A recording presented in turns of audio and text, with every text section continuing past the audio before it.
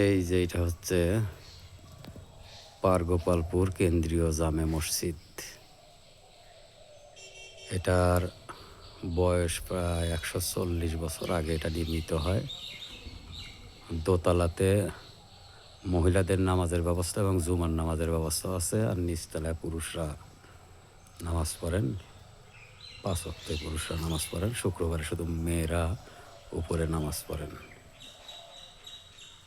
এই মসজিদের ঠিক পাশেই শুয়ে আছে, এটা হচ্ছে দোপাদা ইউনিয়নের প্রথম মুসলিম চেয়ারম্যান আইনউদ্দিন খাঁ। উনি তৎকালীন সময়ে জমিদার ছিলেন। এই যে এখানে আইনউদ্দিন খাঁ এবং তার বংশধরগণ এখানে শুয়ে আছে, তার মেয়ে, ছেলে এবং তার নাতি পুতিরাও এখানে অনেকেই শুয়ে আছে। এটা হলো পারিবারিক কবরস্থান পারগোপালপুর। এর পাশে হচ্ছে সেই সাথিয়া থানায় যে কয়েকটি পুরনো মসজিদ আছে, তার মধ্যে এই পারগোপালপুর কেন্দ্রীয় জামে মসজিদ। আর উপমহাদেশে যারা ইসলাম প্রচার করছেন তৎকালীন সময়ে, তার মধ্যে কয়েকজন ব্যক্তি ছিলেন আমাদের অঞ্চলের। তার মধ্যে একজন ছিলেন মৌলানা মসলেউদ্দিন। এই দেখেন মৌলানা মসলেউদ্দিন সাহেবের বাড়ি।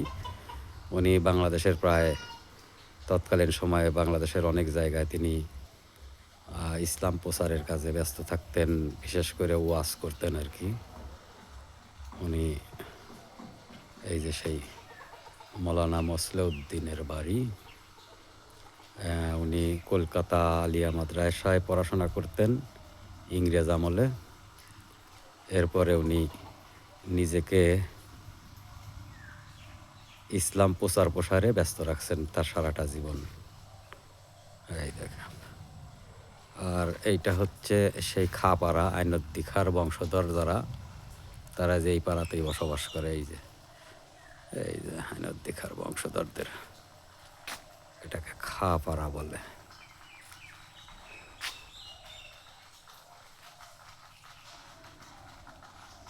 যিনি আইনউদ্দিন খাঁ ছিলেন দোপাদা ইউনিয়নের প্রথম মুসলিম চেয়ারম্যান এবং তৎকালীন সময়ে পাবনা জজ কোর্টের জুরি বোর্ডের সদস্য ছিলেন জনাব আইনউদ্দিন খাঁ।